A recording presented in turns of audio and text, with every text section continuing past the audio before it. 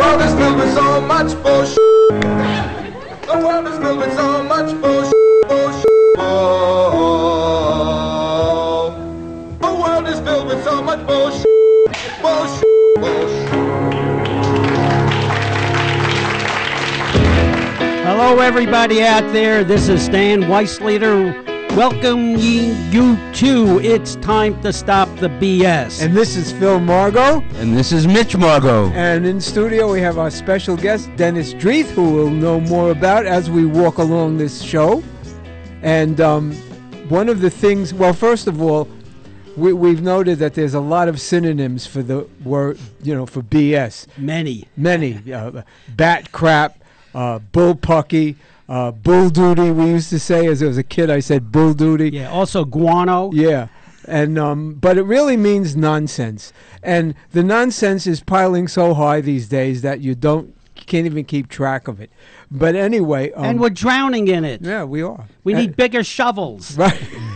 We need delts. We need cranes. But we need to. But we do need guano. Well, we need to haul it away, and we need to haul it away in C5As. For God's sake. Anyway, yeah, we could send it all to Iraq. Anyway, last week was the 11th anniversary of the horror that happened on 9/11 in 2001, and we want to mention that and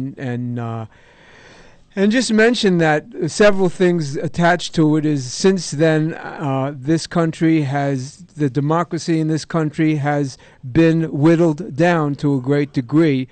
And as far as our freedom to move around in an airport or keep our shoes on when we got on an airplane, or they're listening to everything we say in some room, and all of those things, and you got to watch out what you say now when we used to have free speech. So these are things that are definitely BS.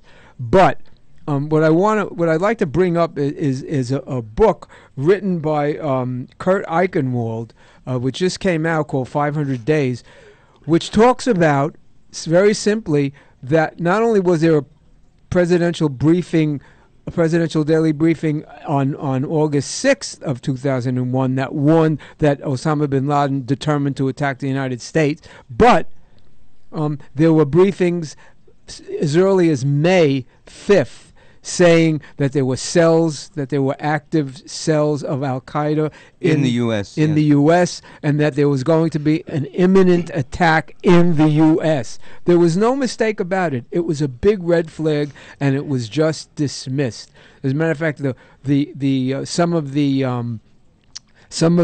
CIA folks who were in the basement of the CIA finding out all this stuff were considering asking for a transfer so that they wouldn't be blamed for the carnage that occurred, that they knew was going to occur. Is this book out yet, Phil? Yes, it's out. It's by Kurt Eichenwald, okay. and they're talking about it on the news. But I find it fascinating that he was more at fault. The Bush administration was more at fault than anybody ever knew. And the fact is, to dismiss it is to really forget about what democracy is. Because as far as I'm concerned, it was a dereliction of duty and a failure of at his job as commander-in-chief. I'd like to add something to that, please. Phil. We're trying to get as our guest a former Mossad agent. Uh-huh. And if we could get him, this is the guy who was the real agent of the movie Munich. The real guy, not the actor, Eric Bana. Wow, okay. And he tells a story pretty much like you just told about his providing that information. And it was just poo-pooed. It's not going to happen here. Doesn't happen in the U.S. It'll happen over there, but not here. If we could get him as a guest. I'd love to. I've already tried. I'm waiting to get back a call from his representative here in the States, and hopefully we can get him. He'd be interesting to have on the show. Extremely. He really. But I think all in all, it shows that there was a lot of malfeasance, and I think because they were concentrating on a war in Iraq, which made everybody rich that were already rich, and it took away lives, and it stagnated our economy because it was a war that wasn't paid for. And the fact that people are saying, well, you keep saying it's George Bush, it was. he was guilty. He did it. He started the war, and Cheney and all of those guys. And that's why we're in this situation now. Even with the economy, we're still arguing about that. But as far as the 9/11 attacks go, our hearts are out to all of the people who were victims and who were, related to the victims, and who miss folk who just went to work that day. Yeah. That's all they did was they went to work. There was a bit the other night on TV. This mother was telling about her daughter, and it was really, it was kind of like a tearjerker to watch the mother talk about her daughter. They returned her laptop. She hadn't opened her laptop until 5 years had passed. Wow. She just couldn't do it. Right, I can understand. It's a horror, Not only that, I think it really is also a tragedy and a disservice to all those who died there. That so many people still believe that that Iraq was somehow responsible for that. It's a lie. But we need to it's unconscionable. I mean, the reason they died was not that, and to perpetuate a war based on that, just for their own purposes. I mean, it is to me, it's unconscionable and unfathomable, and it's such a disservice to all those who died on 9/11. And every time, and it's BS every time Dick Cheney opens his mouth. I wish he'd shut his mouth and disappear. I haven't heard him open his mouth for a while now. Oh, he started it this week again. And what's his name? Our favorite fighter pilot, John McCain, mentioned the fact that President Obama's foreign policy is feckless. I mean, feckless? I don't think he even knows the meaning of the word. But the bottom line is, our foreign policy was such a mess after Iraq, and Hillary Clinton and Barack Obama went and fixed it up and made peace with all the nations, and now we're looked at as important again, where we were looked at as a bunch of war-making fools. So I don't think that, and plus it was inappropriate because everyone agreed to not do any campaigning on the day of the anniversary of 9/11, and these guys opened their mouths again. It's remarkable to me. It's warmongering. Yeah, I'd like to add something to that 9/11 stuff. It was a horrific thing. More people died during that attack than at Pearl Harbor. That's right. But I want to talk briefly about my theory on the killing of Osama bin Laden. Well, this is your theory, and my theory only. And it's not mine. Okay, I do not speak for the station or anybody else. But here's a guy who was supposedly 6 feet 4 inches tall, kind of tall for an Arab. Also, he was on dialysis, so somebody that you really can't miss, cannot slip under the radar screen too easily. About 10 years or so ago, don't remember the exact date, I'll have to look it up on Google, they bombed the living crap out of the Tora Bora Mountains, hoping to get him. So my theory is that he's buried under tons of rock. Why? Well, ever since that time, there have never been any real tapes by Osama, except generic tapes that could have been taken at or recorded at any time.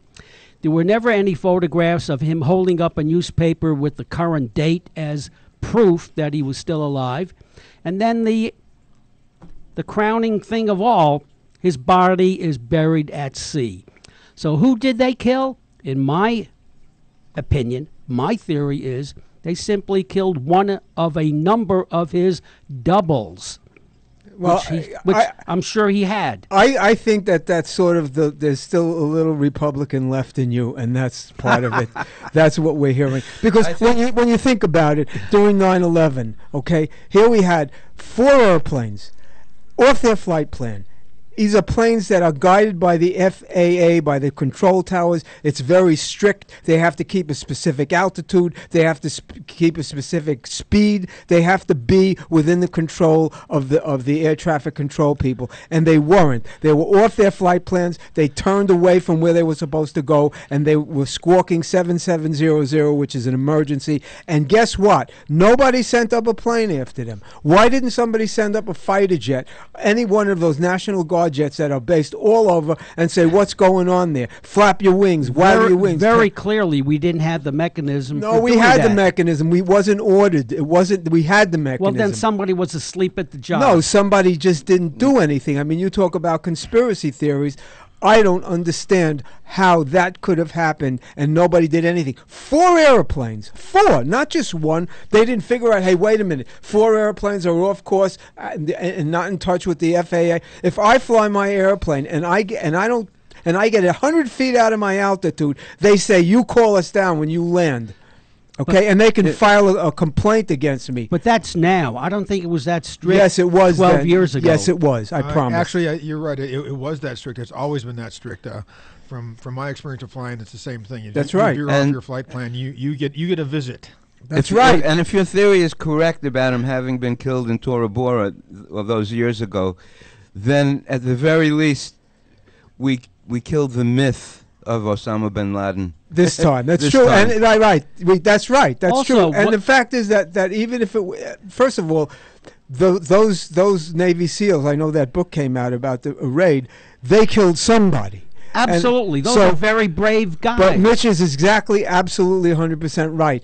Whatever they killed the myth. Also, And sometimes that's more important. But listen, if they killed the myth this time, then why weren't there an outburst, a holy war from all of his brethren, his survivors? Because they were all killed too. Don't forget, they were very methodical about just like the fellow who went after the Munich massacre people. The Obama administration finally said, look, this is a police thing. This is not an army thing. Let's go after them. And that in combination with the drones, they wiped out a lot of people. And the Al Qaeda right now is not a threat. And so, why do we still have to take our shoes off at the airport? It's absurd. Well, there are still lunatics out there, but I think but there are always lunatics. But listen, out we there. won't really know the truth about what happened with bin Laden until we find out who killed John Kennedy, John F. Kennedy, you're right. and Marilyn Monroe. Then we'll know. Well, you're a very suspicious man, Stanley.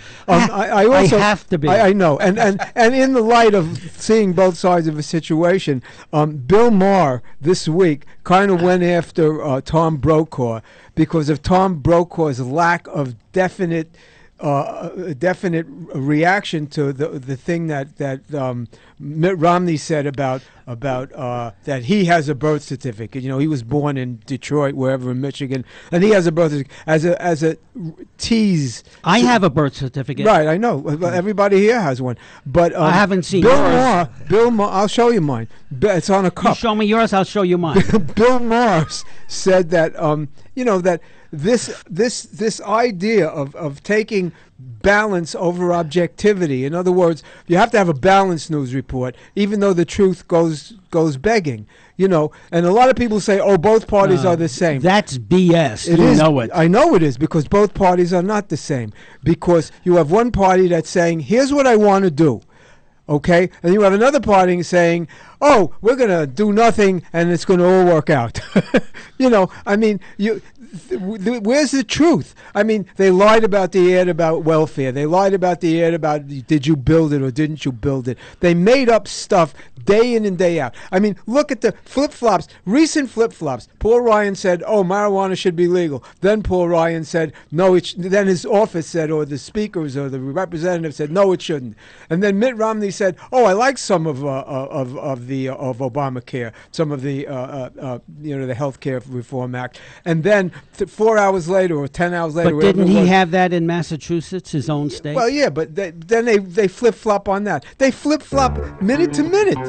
It's remarkable how John Kerry lost an election because he was before he was against it, and now these guys flip-flop every day, and nobody is saying this is absurd, this is BS. It is BS. We'll be back with more S in a little bit. It's time to stop the BS.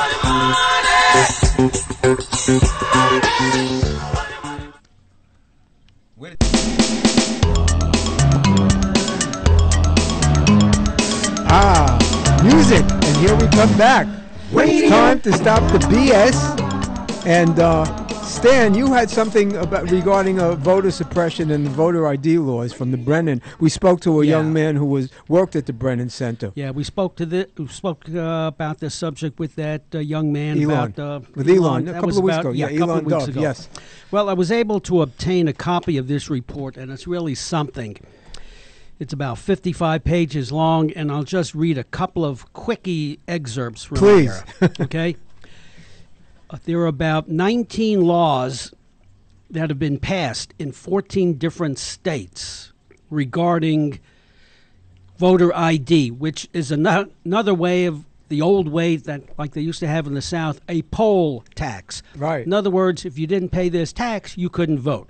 So now they don't have the poll tax, but you need some kind of picture ID, which if you don't have, you can't vote. Now, these laws, the Brennan Institute has been able to determine that it will affect more than 5 million eligible voters in this year.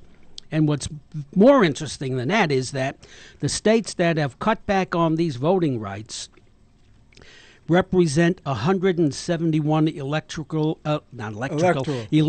votes, which is 63% of the 270 that are needed for win the election. To win the election, yes. Getting the presidency. Got it.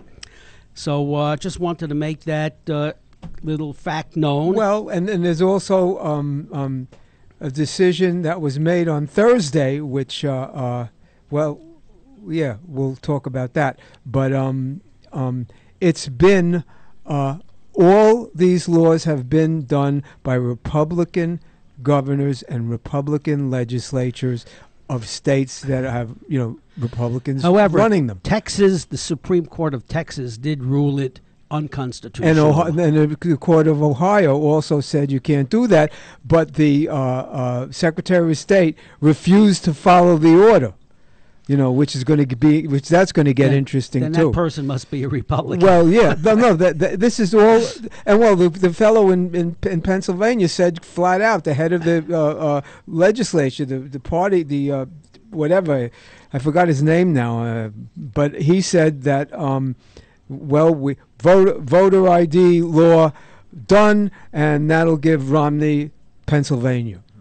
Because it would take a million people away. And there was an interesting story. If he actually said that. Yes, he said it. That wasn't too smart of him. No, in the case, when it went to court, the lawyers trying to defend it stipulated that there's no voter fraud. These laws were made under the guise of voter fraud, and he said there's no voter fraud. So they made a law just to hurt Democrats' chances of winning an election. And some of the people, like this woman who the case was made for, wound up getting an ID because the person she submitted her information to, which wasn't the information that the state demanded, accepted it. So, they're not even applying it uniformly, and so it's more of a mess. I just hope that it works out, One more thing, Phil. The Brennan report makes mention of the states that did enact these laws. They've also introduced laws which make voter registration drives either very difficult or impossible. Yeah. Oh, they're doing it to suppress the vote. It's called voter suppression. It's no different. A poll tax is illegal. It's no different than what they did in the South. It's the same crap. So un-American. Yes, it's unpatriotic. Yeah. Just think, people's right to vote is being challenged by the government. And let me add, states. I have to add one other thing.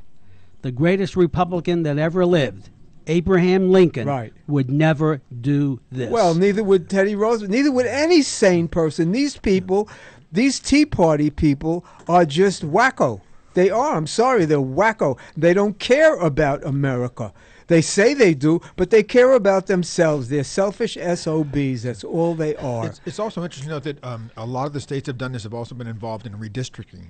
And the redistricting has done exactly that, to redraw the voter lines. This is really the whole idea, is just to actually do this and reverse the voter registration initiatives that we were so involved in, and what really transformed the electorate before. So it's they it's got amazing. called out on the redistricting. Well, but that's like gerrymandering. just gerrymandering. That's what it is. But it's going on with wholesale. I mean, they've been called out on it, but it's still taking place, and it's still going on with great regularity. Yeah, and it could affect the election, although this week Sherrod Brown was interviewed, and he said he's in a race with a fellow named Mandel in Ohio, and he said he seemed to feel that there will be enough Democrats that are voting, that will vote to make it okay. He's pretty confident. He's not panicking. It doesn't seem he's panicking. And of course, if the Democrats win Ohio, it's a war. Anyway, we'll be right back with some more with some interesting intellectual property stuff with Dennis Dreeth, who I will properly introduce in the next segment. It's time to stop the BS, please.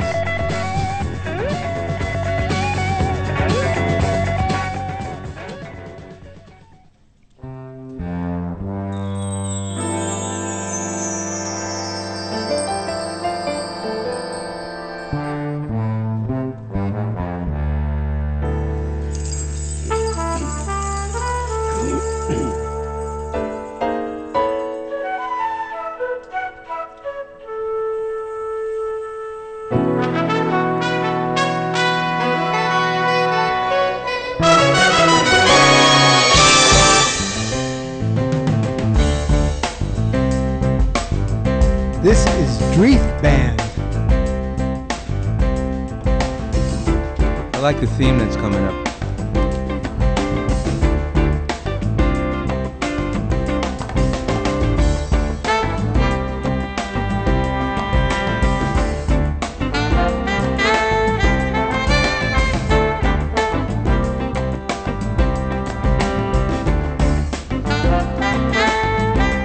Okay, we're listening to Dreeth Band on CRN Digital Talk Radio, and the show is It's Time to Stop the BS. And the leader of the Dreeth Band happens to be with us right now, composer, musician, CEO, and many other things, Mr. Dennis Dreeth.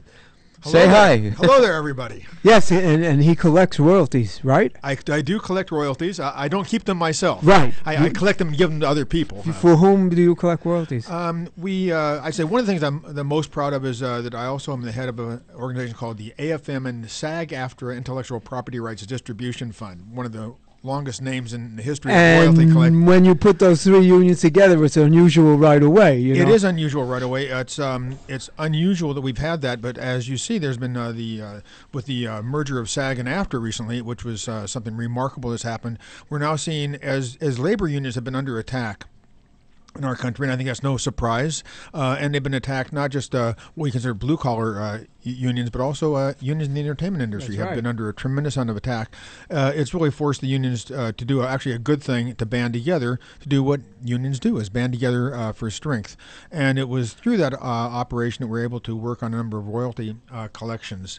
And what we do is we collect royalties both in the U.S. and in foreign territories in a lot of new areas for digital performances, webcasting, subscription radio services.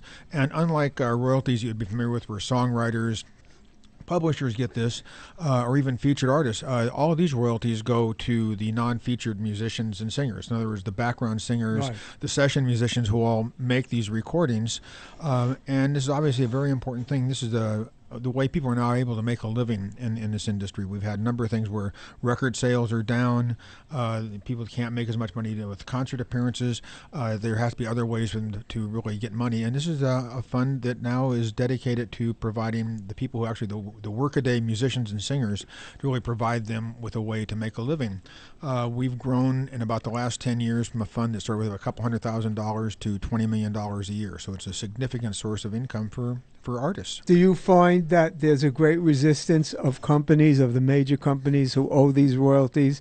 Do they make it easy or hard for you to collect them? Well, there's since these don't come directly from the record companies, which would always is a hard place to right. Yes, collect I money know. from. Believe me. I think this is something you guys know a great deal about, Yes, is how we hard do. it is to actually get money out of the record companies. Yes, we've gone so far as to be a record company and screw ourselves. Right. So, well, I've actually been told to do exactly that by a number of record companies. I'm Everyone sure. has suggested I do exactly that. I think it was I think Clint Eastwood's chair actually Right. had something to do with that. But what's difficult is to really get the awareness of the people. We've gotten where it's no longer quite the idea that people had that music is free. We've gotten people to get beyond that, but there still is a great deal of concern that people don't think they should be paying for music. We should have free downloads. I know there's a great deal of talk about keeping the internet free, and I want to say that there's nothing about freedom that means it's okay to steal. There's the right to theft is not one of our inalienable rights. I've never seen that any place in the Constitution. Well, corporate America thinks so. Well, corporate America may think so, but I think that's clearly not the case. All right, we'll be right back with Dennis Dreeth, Mitch Margot, Stan Weisleader, and myself, Phil Margot, with more PhD. That's Piled Higher and Deeper.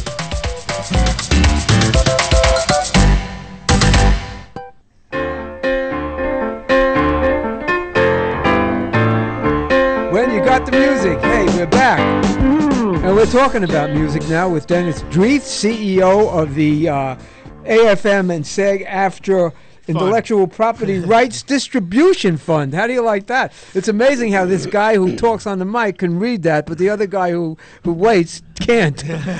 Anyway, I wanted to talk about the record business in general for a second. I think the record business made a huge mistake. What they did was they disregarded the internet when it came out. They treated it like it was the enemy. And what happened was they dissolved into nothing. There is no record business, and there could have been, but they let it go away. And by the time they figured out that it was their friend, that it was just another channel of trade that could be regulated, they were behind the eight ball. I mean, I remember as a kid, as a 15-year-old kid, I had a Webcore tape recorder, and I'd record music off the air. It was done back then. Thief. What? No, I didn't know it was wrong even. I didn't know it was wrong. And you know Yes, and what? I do it too. I even wrote a song called Arrest Me. But the bottom line, right? But the bottom line is, it's not a new thing. It wasn't new when the internet started. And instead of embracing it, they screwed it up by rejecting it. And instead of making it their friend, they made it their enemy, and it made it worse. Well, it's been playing catch up now ever since then. Yeah, of and I course. think there's a big difference between doing something like that where you're taping something for your own use and then disseminating it, because the dissemination is really what's happening now. And I think that was there was a piece of legislation that got a huge bad rap called SOPA, Stop Internet Piracy Act. Right. And it was the interesting campaign about that was Google and all the major outlets started this whole campaign that really this was to keep the internet free. And this is what I said before. There's no freedom to steal. That's not keeping it free. This legislation was not about stopping freedom of speech. Not one bit. What it was doing was to block rogue internet sites who were pirating and disseminating pirated music. That was all that was going to do. And it was interesting that those who want to keep the internet free, for example, Google was hugely involved in this thing. Right. Now, I wonder if I decide to take the Google logo and put it on a website someplace, I wonder if they feel that I should have the right. They would sue you. Of course they would sue me, because they would say I can't steal from them. It's okay for them to steal from me. That's different. I think so. It's. I think we the idea we talked about in the movie industry that what happened is people who are in the movie industry are really against piracy. That is, unless they're the ones who get to wear the three-cornered hat and the eye patch. Right. Exactly. Yeah. I mean, yes. Look, Exactly. Corporate America are no angels, but and music is something very easy. It's much easier than, well, now everything is easy to take off the air, but still, I think they sell a large share of CDs. They still sell DVDs. And of course, and again, it provides an opportunity for a musician to put something online. But Phil, don't you still have records that go platinum or gold? Yes, but it's only 7 artists that do it. Oh. You know, I mean, it's not. There are a lot of records that are hits that you don't hear about because obviously we don't have this general radio that people could listen to. But you know, That's why there not enough people are listening to us. well, not enough yet. radio. But we're just starting. You know, Right. we're just starting. But Hey- anyway, you wanted to say something. We were discussing about the American Pot Party last week, and while we're on Whoa. the subject of musicians, we can talk about that because you know it's been tied to musicians for many years, and you know. Let me say this in defense of musicians. Thank you. My father-in-law, who passed away in 1986, he was a musician. He had his own band. He played up in the Catskill Mountains every summer and year-round and so forth and so on. He's the only musician who I ever knew who did not smoke marijuana or do any kind of I dope. didn't. You I go, didn't. There okay. are plenty of There great are plenty. musicians that don't smoke It don't. marijuana. And It's just something. It's and- just and- something. But that's not their reputation. I'm being silly because it's something that's not as widespread. But the visual you see. But anyway, talking about marijuana, the value of it cannot be underestimated. We're not disputing that, but I have Right. a couple of questions for Dennis, aside from our kidding around. Dennis, tell me. People would like to know the answers to these questions. At least I would, anyway. The typical performer that has his record on the radio, it's played 1 time, 10 times, or whatever. How much do they get in royalties or payment or any kind of whatever? how does it work? Each time. You How know, does I have a very simple answer to that. The answer to that is zero. zero? Zero. Now, Really? people think that that a performer, when their record is on the air, that they make money. That is nothing to be further. Well, it is true. The performer. sound exchange. Well, yes, but sound not exchange for- collects money for performers. But not on the radio, not digital performances. That's only for like subscription services. That's not terrestrial radio, not radio as right. we know it. And and that is a result of the new Copyright Act. What we have now is we do have the Performance Rights Act, which is before Congress, has been before Congress several times now, and I'm hoping it has passes soon. But what happens is every place else, every other civilized country, except for the U.S., if we want to consider ourselves a civilized country, Iran and Korea, North Korea. So the odd axis of evil from George Right. Bush with the addition of the U.S. are the only places that don't provide a protection for performers in terrestrial radio. And what that means is that when a record is played on the air, the featured performer, the non-featured performers on regular terrestrial radio make nothing. The composer or the writer and the publisher make publisher, money. they make money for that, but not the performers. And that's exactly what the battle is. And what happens is every place else in the world, there's a performance right, and we can't Right. collect that money for U.S. artists, cannot collect it for terrestrial radio because we don't have that here. We don't have what's called a neighboring or a reciprocal right. So what we do have is rights in webcasting and other digital performances, which we're collecting, and that's where the money comes from now. Well, I hope we change that law because I'm one of those guys who have performances on the radio and don't get paid, and so is Mitch. Well, everybody will have a chance to vote on that. Hopefully And Dennis, when you come back, you have to tell us how you monitor it. Well, if we got those rights, we wouldn't be doing this show.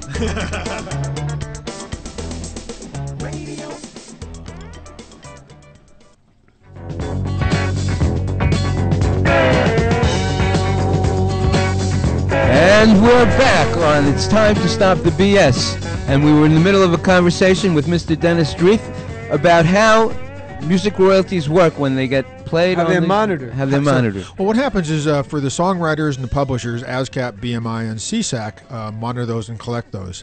When it comes to the performers, there's an organization called Sound Exchange, which we work closely with, and we monitor collectively what's on webcasting, subscription services, various digital sources. Plus, we have agreements with numerous foreign collectives, and we collect on behalf of performers in those countries for those kinds of performances. And we also collect. I shouldn't mention that we do collect for private copying, which is like kind of an arcane old legislation, but that's based on what used to be album sales. So we do collect on a various of sort of proxy systems. I have noticed that over the last couple 3 years, like I would get a check from Sound Exchange for like $25, and then all of a sudden it started increasing. They got Till nicer. now yeah. it gets close to $1,000 every quarter, which is very helpful. Even in for my the life. for the non-featured performers, the largest check we wrote with our last distribution was about $46,000 for a non-featured performer. So Pretty cool. there's so some of these people are actually, this is a way, and I also, I can't leave the segment without saying this really affects people, and I think it's safe to say, but if we remember, like all the guys who made the great Motown recordings, most of the Yes. session musicians either died penniless or are just collecting Social Right. Security now. Right. But as a result of this, I got a call last week from the widow of one of the most famous bass players who actually did all those recordings, and the check she got from us is a non-featured performer. Her husband's passed away, but this is the difference between living only on Social Security, which she only gets a partial payment of, and actually making her rent and being able to eat. So this is a significant amount of money. Oh yeah. And I just want to say that, if we can get the passage of this legislation, these are people who provided the greatest contribution to the American art form ever, and they shouldn't live homeless and penniless at the end of their See, lives. the only problem is that the only problem is that we, as a minority group, performers, don't have the same clout that the minority group of wealthy people have. They get laws, whatever they want. Whatever laws they want get passed. If you have $10 million, you and your guys can get any law you want passed. But if you're just a singer or performer, people aren't interested in your problem. We do have some champions in Congress, and that's a topic for Yes. maybe another day. But I don't know who's But left. not anymore. only do they get laws passed, by the way, but they keep other laws from being From getting passed. pissed, yes. Yeah. That's BS. That's a segue, That's by the part, way. Well, yeah, that's part of the BS. That's my segue into talking about the Well, American but we Pop better Party. be quick about it. We Okay, we but have, wait a minute. NARIS is playing a big part in trying to deal with Congress to make it aware of what's going on in the music industry. Right. That's a national association, Of recording artists and whatever. I forget the last letter whatever. what it's for. recording artists and someone else. Otherwise known as the Grammys. Right. Yes. Well, yeah. You figured they would defend that, but Yes. all right. I think we're going to have So to. we're going to get have to rolling save now. our conversation about Yeah, we're the gonna American Pop Party for next time. Yes, but just I'm hoping to create a joint session of Congress yes. where we send a bunch of joints Remember, to Congress. because America is going to pot. And we have to select our candidate. The world is filled with so much bullshit.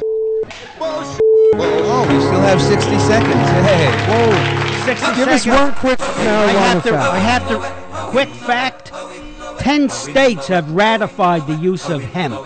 There But you go. they can't do anything because the federal government is still on their case. And what could be more American than hemp? Our founding fathers were the biggest hemp growers ever. You Yeah. got it. There you Well, go. George, Thomas, thank you. Well, wait, hey, one more thing.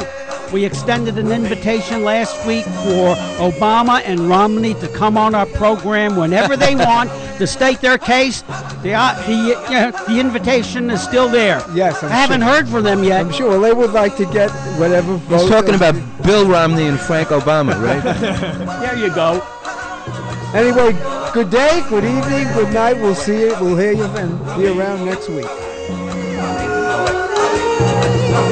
Bye.